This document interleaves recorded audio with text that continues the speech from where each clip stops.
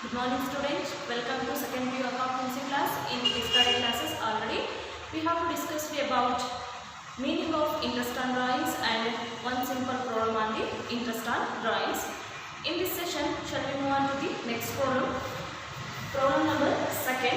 Mr. Manohar rupees 2000 in the middle of each month withdrew.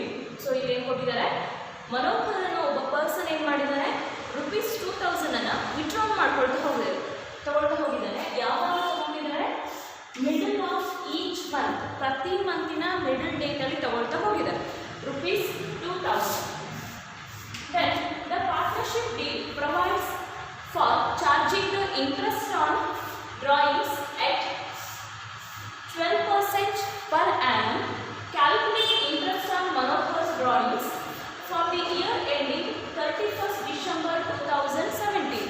So actual accounting period ಇಲ್ಲಿ start ಆಗಿರೋದು ಜನವರಿ 1st ಇಂದ start ಆಗಿದೆ. Accounting period ending ಇರೋದು 31st December 2017 ಇದೆ. So ಹಾಗಾಗಿ total ಆಗಿ ಅಕೌಂಟನ್ನು ನಾವು ಮಾಡಬೇಕಂದ್ರೆ ಎಷ್ಟು ಮಂತ್ಸ್ ಇದೆ ಅಂತ ನೋಡ್ಕೋಬೇಕು. ಪ್ರಾಬ್ಲಮನ್ನು ಮಾಡಬೇಕು. ಟೋಟಲ್ ಇಲ್ಲಿ 12 ಮಂತ್ಸ್ ಬರುತ್ತೆ. ಯಾಕೆಂದರೆ ಎವ್ರಿ ಮಂತಲ್ಲಿ ತಗೊಳ್ತಾ ಹೋಗಿದ್ದೀವಿ ಅಂತ ಹೇಳ್ತಾರೆ. ಮಿಡಲ್ ಆಫ್ ಈಚ್ ಮಂತ್, ಪ್ರತಿ ಮಂತಲ್ಲಿ ಏನು ಮಾಡ್ಕೊಂಡಿದ್ದಾರೆ, 2000 ವಿಡ್ರಾ ಮಾಡ್ಕೊಳ್ತಾ ಹೋಗಿದ್ದಾರೆ. ಎಲ್ಲಿಂದ, ಜನವರಿಯಿಂದ ಡಿಸೆಂಬರ್ವರೆಗೂ.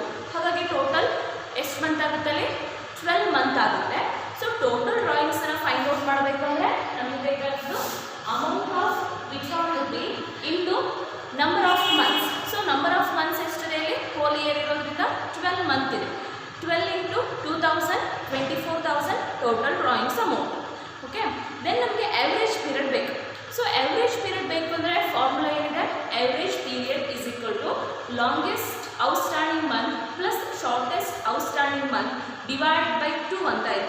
ಸೊ ಇದರಲ್ಲಿ ಮಿಡಲ್ ಆಫ್ ಈಚ್ ಮಂತ್ ಅಂತ ಇರೋದ್ರಿಂದ ಎಸ್ಟರ್ಡೇ ಕ್ಲಾಸಲ್ಲಿ ನಿಮಗೊಂದು ಫಾರ್ಮೆಟನ್ನು ಕೊಟ್ಟಿದ್ದೆ ನಾನು.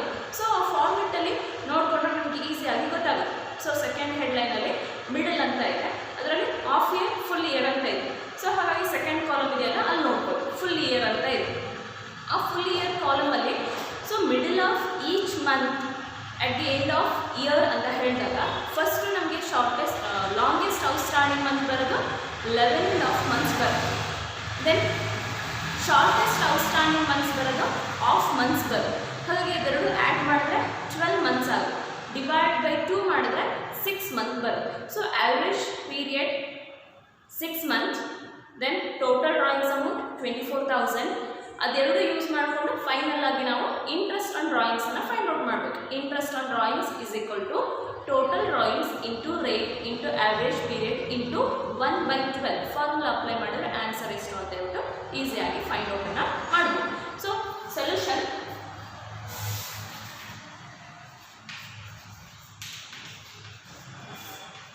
Step 1,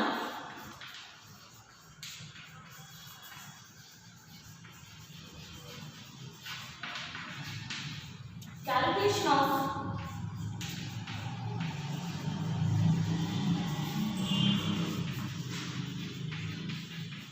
average period.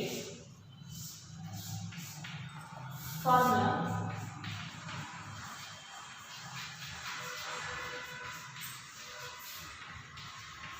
average period is equal to longest outstanding months plus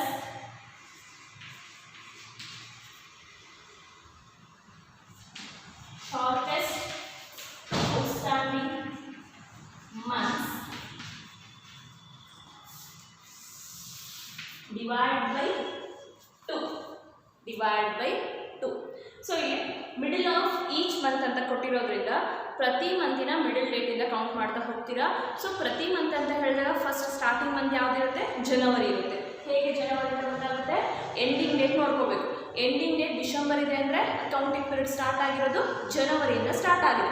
so January middle ಅಂತ ಹೇಳಿದ್ರೆ ಜನವರಿ 15th ಕೌಂಟ್ ಮಾಡಬೇಕಾಗ್ತದೆ. ಜಾನ್ 15th 2017 ಅಪ್ ಟು ಎಲ್ಲಿವರೆಗೂ ಕೌಂಟ್ ಮಾಡಬೇಕು, ಮಾರ್ಚ್ 31st 2017 ಇಲ್ಲಿವರೆಗೂ ಕೌಂಟ್ ಮಾಡಬೇಕು. ಸೊ ಅಷ್ಟು ಕೌಂಟ್ ಮಾಡಿದಾಗ ಲಾಂಗೆಸ್ಟ್ ಔಟ್ಸ್ಟ್ಯಾಂಡಿಂಗ್ ಪೀರಿಯಡ್ ಎಷ್ಟು ಅಂತ ಗೊತ್ತಾಗುತ್ತೆ. ಸೊ ಇಲ್ಲಿ ನೋಡಿ, ಜನವರಿಯಲ್ಲಿ 15 ಡೇಸ್ ಅಷ್ಟೇ ತಗೊಳ್ತೀವಿ. ಜನವರಿಯಲ್ಲಿ 15 ಡೇಸ್ ತಗೊಳ್ತೀರಾ, ಇನ್ನು ರಿಮೈನಿಂಗ್ ಎಷ್ಟು ಪೀರಿಯಡ್ ಉಳಿಯುತ್ತೆ? 11 ಪೀರಿಯಡ್ ಉಳಿಯುತ್ತೆ. ಸೊ ಎರಡು ಆ್ಯಡ್ ಮಾಡಿದ್ರೆ ಎಷ್ಟಾಯಿತು? 11.5 ಲಾಂಗೆಸ್ಟ್ ಔಟ್ಸ್ಟ್ಯಾಂಡಿಂಗ್ ಮಂತ್ ಆಯಿತು. Plus shortest outstanding period. So shortest ಅಂದರೆ ಕಡಿಮೆ ಇರೋದು ಯಾವುದು ಅಂತ. ಸೊ ಅಲ್ಲಿ ಔಟ್ಸ್ಟ್ಯಾಂಡಿಂಗ್ ಮಂತ್ಸನ್ನು ನೋಡ್ತಾ ಹೋದಾಗ ಕಡಿಮೆ ಇರೋದು ಯಾವುದಾಗುತ್ತೆ? ಕೊನೆ ಮಂತ್ ಮಾರ್ಚ್ ಇದೆಯಲ್ಲ, ಇದರಲ್ಲಿ ವಿಡ್ರಾಲ್ ಮಾಡ್ಕೊಳ್ಳುವಂತಹ ಮಿಡಲ್ ಪೀರಿಯಡ್ ಯಾವುದು?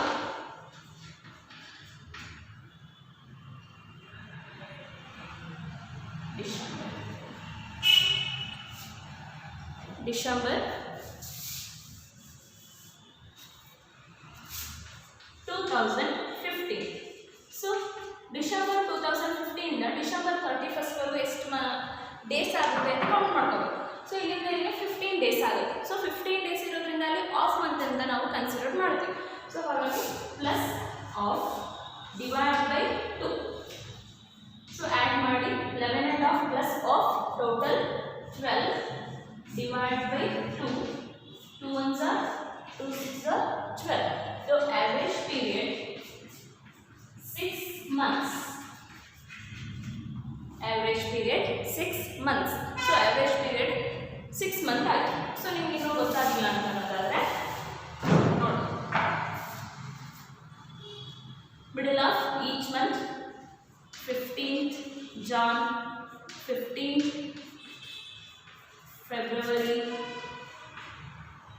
March, April, May, June, July, August, September, October, November and December.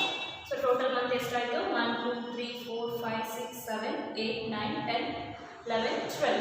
Total accounting period ಇರೋದು 31st ಡಿಸೆಂಬರ್ 2017 ಎಂಡ್ ಇದೆ. ಸೊ ಹಾಗಾಗಿ ನಾವು ಜನವರಿಯಿಂದ ಮಂತ್ಸನ್ನು ಕೌಂಟ್ ಮಾಡೋದಕ್ಕೆ ಸ್ಟಾರ್ಟ್ ಮಾಡ್ತಾ ಇದ್ದೀವಿ. ಸೊ ಜನವರಿಯಿಂದ ಎಲ್ಲಿಂದ ಕೌಂಟ್ ಮಾಡಬೇಕಾದ್ರು ಮಿಡಲ್ ಆಫ್ ಈಚ್ ಮಂತ್ ಅಂತ ಇದೆ. ಸೊ ಹಾಗಾಗಿ ಮಿಡಲ್ ಡೇಟ್ ಅಂತ ತಗೋಬೇಕು. ಮಿಡಲ್ ಡೇಟ್ ಅಂದರೆ ಯಾವುದು? ಬಿಗಿನಿಂಗ್ ಅಂದರೆ 1ನೇ ತಾರೀಕು, ಮಿಡಲ್ ಅಂದರೆ 15ನೇ ತಾರೀಕು, ಎಂಡ್ ಅಂದರೆ 30ನೇ ತಾರೀಕು. ಫಸ್ಟ್ 15 30 ಆ ಡೇಟ್ಗಳಲ್ಲಿ ಇಲ್ಲಿ ಏನು ಕೊಟ್ಟಿರ್ತಾರೆ ಅದ್ರ ಮೇಲೆ ನಾವು ಕೌಂಟನ್ನು ಮಾಡಬೇಕು. ಸೊ ಎಸ್ಟರ್ಡೇ ಕ್ಲಾಸಲ್ಲಿ ಒಂದು ಬಿಗಿನಿಂಗ್ ಅಂತ ಕೊಟ್ಟಿದ್ದು. ಸೊ ಬಿಗಿನಿಂಗ್ ಅಂತ ಹೇಳಿದಾಗ ಜನವರಿ 1 ಅಥವಾ ಏಪ್ರಿಲ್ ಅಂತ ಕೊಟ್ಟರೆ ಏಪ್ರಿಲ್ 1 ಕೌಂಟ್ ಮಾಡಬೇಕು. ಮಿಡಲ್ ಅಂತ ಕೊಟ್ಟರೆ 15th ಜನವರಿ ಅಥವಾ 15th ಏಪ್ರಿಲಿಂದ ಕೌಂಟ್ ಮಾಡ್ತಾ ಹೋಗ್ತೀವಿ. ಸೊ ಅಕೌಂಟಿಂಗ್ ಪೀರಿಯಡ್ ಡಿಸೆಂಬರ್ 31ಗೆ ಎಂಡ್ ಆದರೆ ಜನವರಿಯಿಂದ ಕನ್ಸಿಡರ್ ಮಾಡಿ ಅಲ್ಲಿಂದ ಕೌಂಟ್ ಮಾಡೋದಕ್ಕೆ ಸ್ಟಾರ್ಟ್ ಮಾಡಿ. ಇನ್ ಕೇಸ್ ಮಾರ್ಚ್ 31ಗೆ ಅಕೌಂಟಿಂಗ್ ಪೀರಿಯಡ್ ಎಂಡ್ ಅಂತ ಕೊಟ್ಟಾಗ ಏಪ್ರಿಲಿಂದ ಸ್ಟಾರ್ಟ್ ಮಾಡಿ. ಸೊ ಇಲ್ಲಿ ನೋಡಿ, ಈಗ ಜನವರಿ 15th ಮಿಡಲ್ ಪೀರಿಯಡ್ ಇದೆ. So January 15th, February 15th, March 15th, April 15th, May 15th, June 15th, July 15th and August 15th, September 15th, October 15th, November 15th and December 15th. ಇಷ್ಟೋ ಮಂತ್ಗಳಲ್ಲಿ ಏನು ಮಾಡಿದ್ದಾರೆ ಅವರು? ಅಮೌಂಟನ್ನು withdrawal ಮಾಡ್ಕೊಳ್ತಾ ಹೋಗಿದ್ದಾರೆ. Middle of each month, ಪ್ರತಿ ಮಂತಿನ middle ಡೇಟಲ್ಲಿ ತೊಗೊಳ್ತಾ ಹೋಗಿದ್ದಾರೆ. ಸೊ ಹಾಗಾಗಿ ಈಗ ನಾವು ಔಟ್ಸ್ಟ್ಯಾಂಡಿಂಗ್ ಮಂತನ್ನು ಕೌಂಟ್ ಮಾಡೋಣ. Outstanding months. ಸೊ ಇಲ್ಲಿ 1ನೇ ತಾರೀಕಿಂದ 15ನೇ ತಾರೀಕಿನವರೆಗೂ ಅವ್ರು ಯಾವುದೇ ರೀತಿ ಅಮೌಂಟನ್ನು ವಿಡ್ರಾಲ್ ಮಾಡಿಲ್ಲ. ಸೊ ಹಾಗಾಗಿ ಮಾಡ್ತಾ ಇರೋದು ಎಲ್ಲಿಂದ ಇವರು?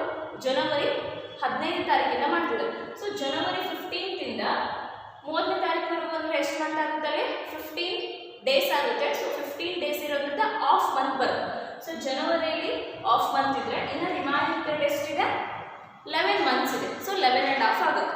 ನಿಮ್ಗೆ ಹಾಗೂ ಗೊತ್ತಾಗಿಲ್ಲ ಅಂದರೆ ಜಾನ್ 15th ಇಂದ February 15th 1 month, February to March 1 month, next March to April 1 month, April to March 1 month, May to June 1 month, June to July 1 month.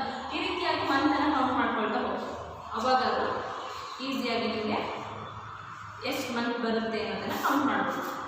John 15 to February 15 1 month, February to March 2 months, next 3 months, 4 5 6 month, next July to August 7, next 8 9 10 11. So ಇಲ್ಲಿವರೆಗೆ ಏನಾಯಿತು? December 15th ವರೆಗೂ 11 months ಆಯಿತು. So December 15th ಇಂದ December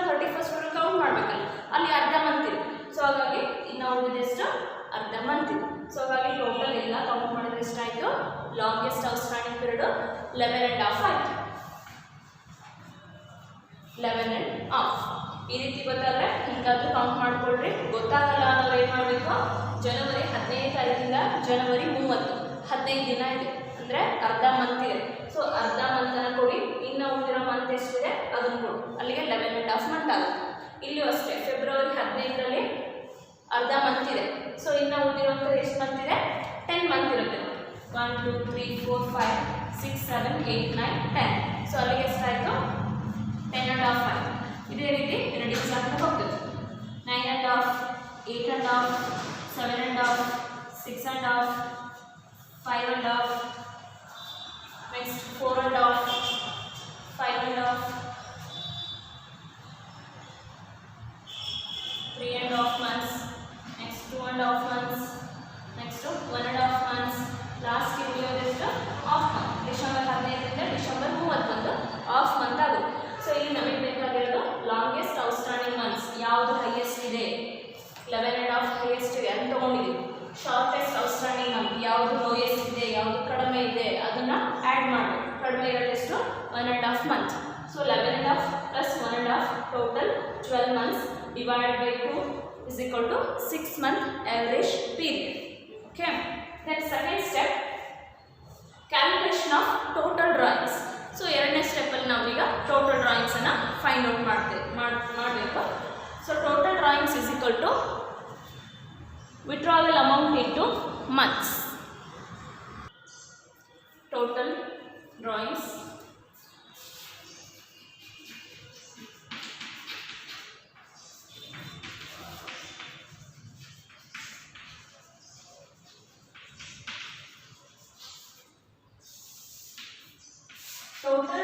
is equal to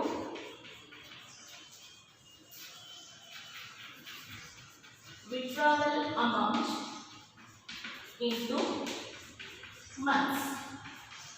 So withdrawn middle of each month rupee 2000 withdrawn rupee ಇದೆ. So ಹಾಗಾಗಿ ಎಷ್ಟಿದೆ ಅದನ್ನು entry ಮಾಡಿ 2000 ಇಂಟು, ಈಗ ಅಕೌಂಟಿಂಗ್ ಪೀರಿಯಡ್ ಜನವರಿ ಟು ಡಿಸೆಂಬರ್ ಅಂತ ಇರೋದ್ರಿಂದ ಫುಲ್ ಹೋಲ್ ಮಂತ್ ಎಷ್ಟು ಮಂತ್ ಇದೆ ಅಂತ ಕೌಂಟ್ ಮಾಡ್ಕೊಂಡಿದ್ದೀವಿ ಆಲ್ರೆಡಿ. ಟೋಟಲ್ 12 ಮಂತ್ಸ್ ಇದೆ. ಸೊ ಅಕೌಂಟಿಂಗ್ ಪೀರಿಯಡ್ ಅದು ಫುಲ್ ಇಯರ್ ಇದ್ದರೆ 12 ಮಂತಿಂದ ಇಂಟು ಮಾಡಿ, ಇನ್ ಕೇಸ್ ಕ್ವಶನಲ್ಲಿ ಏನಾದರೂ ಆಫ್ ಇಯರ್ ಅಂತ ಕೊಟ್ಟಿದ್ರೆ ಇಂಟು 6 ಅನ್ನು ತಗೋಬೇಕು.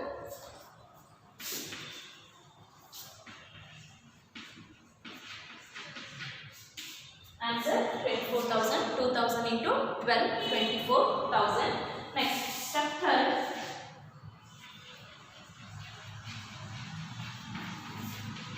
Calculation of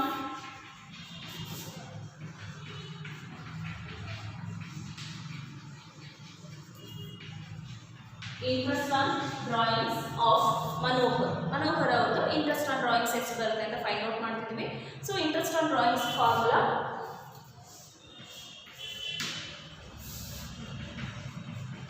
interest on drawings is equal to total drawings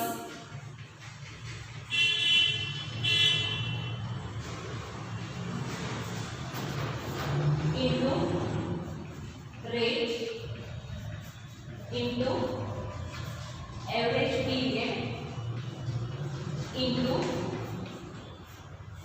1/12. So ಇದು ನಮ್ಗೆ ಕೊಟ್ಟಿರುವಂಥ ಫಾರ್ಮುಲಾ. ಸೊ ಇದಕ್ಕೆ ಆಲ್ರೆಡಿ ನಾವು ಅಮೌಂಟ್ ಯಾವ್ದು ಅಂತ ಹೇಳ್ಬಿಟ್ಟು ಫೈಂಡ್ ಔಟ್ ಇಟ್ಕೊಂಡಿದ್ದೀವಿ. ಅದನ್ನು ಅಪ್ಲೈ ಮಾಡ್ತಾ ಹೋದರೆ ಆನ್ಸರ್ ಎಷ್ಟು ಅಂತ ಹೇಳ್ಬಿಟ್ಟು ಸಿಗುತ್ತೆ. ಟೋಟಲ್ ಡ್ರಾಯಿಂಗ್ಸ್ ರುಪೀಸ್ 24,000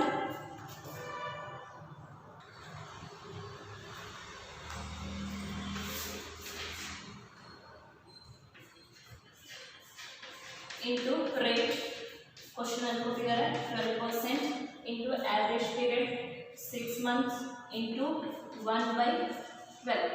ಸೊ ಇಷ್ಟನ್ನು ಸಿಂಪ್ಲಿಫೈ ಮಾಡಿದ್ರೆ ನಮಗೆ final answer 24,000 into 12/100 into 6 months into 1/12.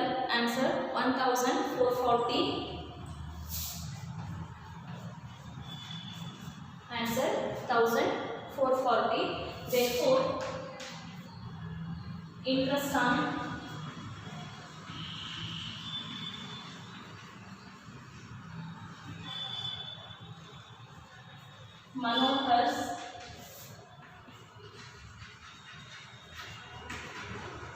drawings rupees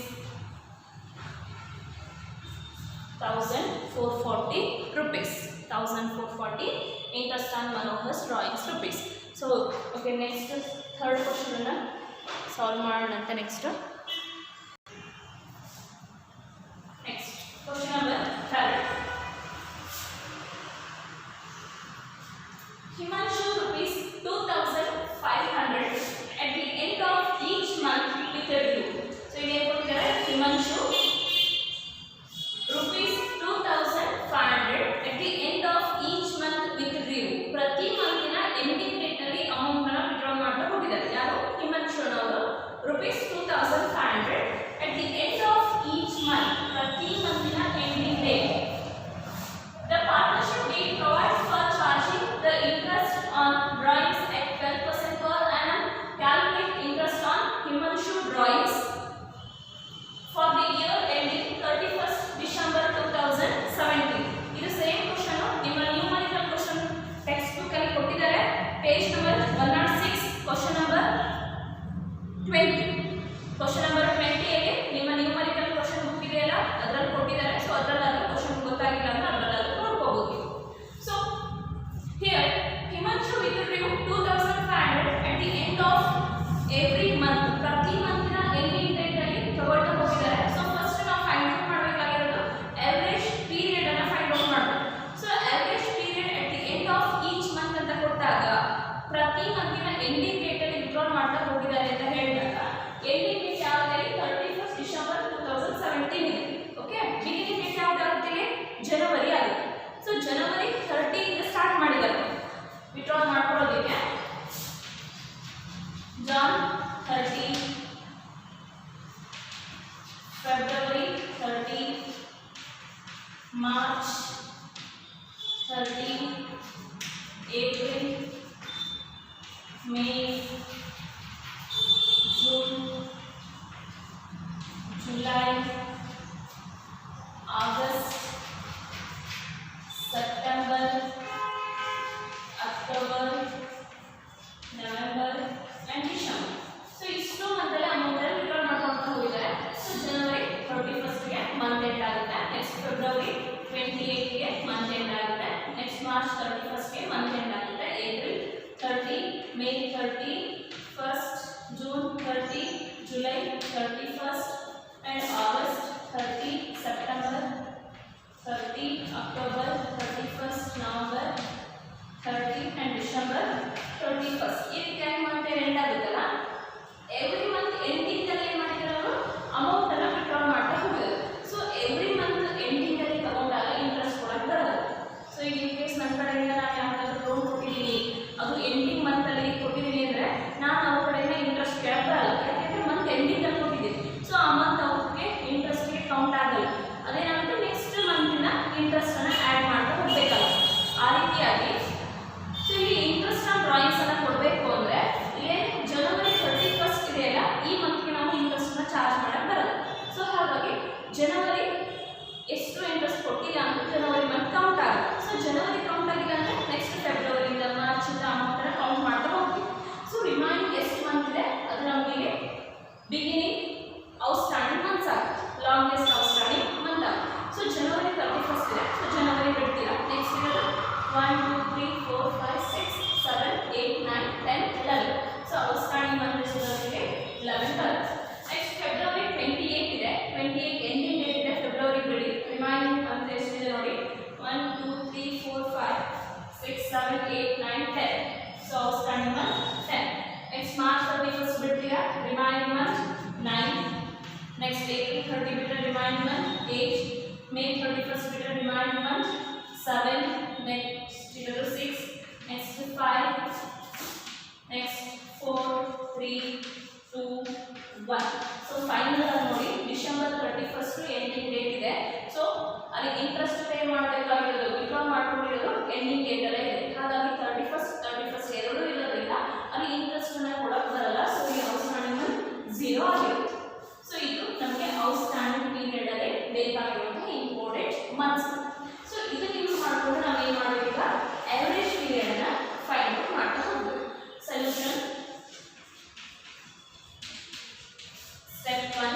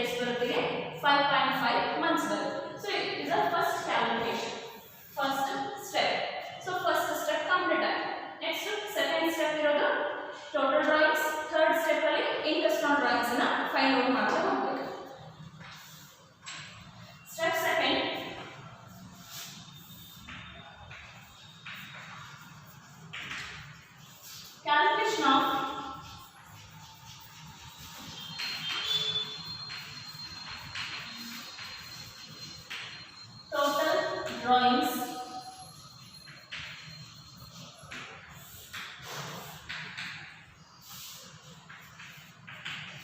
it means total drawings is equal to amount of withdrawal into number of months. So withdrawal amount 2500 into 12 months. So ಇಲ್ಲಿ 4 year ಇದೆ ಹಾಗಾಗಿ 12 ಅಂತ apply ಮಾಡಿ. in case middle ಇದ್ರೆ in case off year ಇದ್ರೆ 6 month ಅನ್ನ apply ಮಾಡಬೇಕು. 2500 into 12 amount 30,000. So total drawings amount 30,000. Then step 3.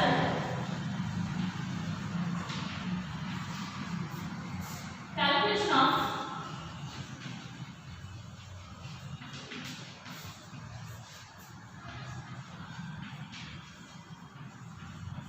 interest on drawings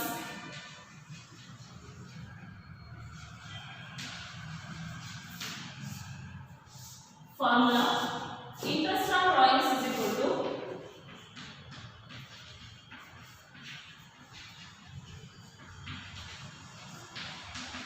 interest on drawings is equal to total drawings into rate into average period into 1/12. Total drawings into rate into average period into 1/12.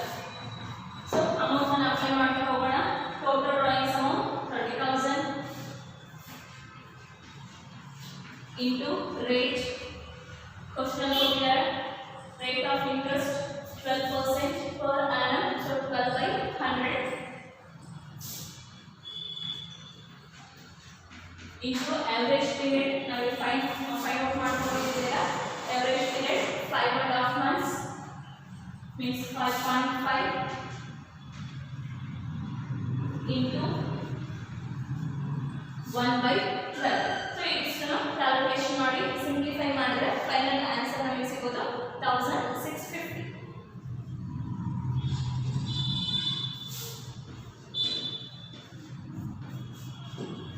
Therefore,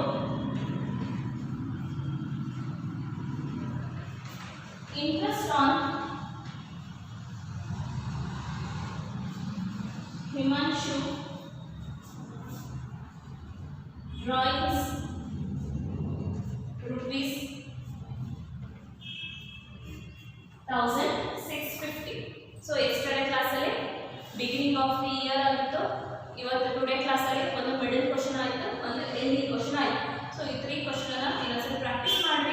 ನಿಮ್ಗೆ ಏನಾದರೂ practice ಬೇಕು ಅಂದರೆ amount change ಮಾಡ್ಕೊಳ್ರಿ. ಅಮೌಂಟನ್ನು change ಮಾಡಿಕೊಂಡು ನಿಮ್ಮ ಫಾರ್ಮುಲಾಸನ್ನು apply ಮಾಡ್ಕೊಂಡು ಮಾಡ್ತಾ ಹೋಗಿ ಈಸಿಯಾಗಿ ನೀವು ಆನ್ಸರನ್ನು ಫೈಂಡ್ ಔಟ್ ಮಾಡ್ಬೋದು. ಕಂಪಲ್ಸರಿ 6 ಮಾರ್ಕ್ಸಿಗೆ ಈ ಚಾಪ್ಟರ್ಲಿರೋದು profit and loss appropriation account and average period method or product method. So ಇದರಲ್ಲೂ ನಿಮಗೆ ಕಂಪಲ್ಸರಿ ಕ್ವೆಶ್ಚನ್ ಇದ್ದೇ ಇರುತ್ತೆ. ಆದಷ್ಟು ಪ್ರಾಕ್ಟೀಸ್ ಮಾಡ್ತಾ ಹೋಗಿ. Okay, then today class is over. Then I will continue with the next class. Thank you.